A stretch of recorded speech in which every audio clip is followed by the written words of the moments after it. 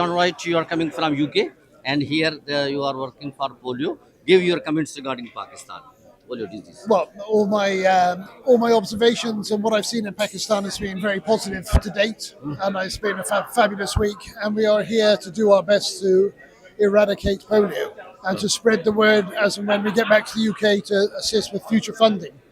Undertaken by the Pakistani people to eradicate polio.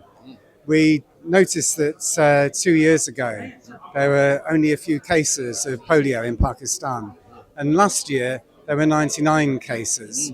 And the World Health Organization has recently raised an area of concern with the rise in polio cases.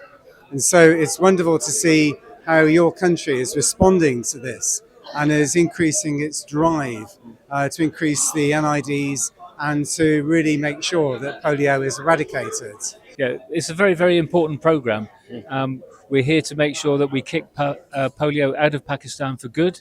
And once it's gone, we need to make sure that we continue to vaccinate so it doesn't come back and spread to the rest of the world.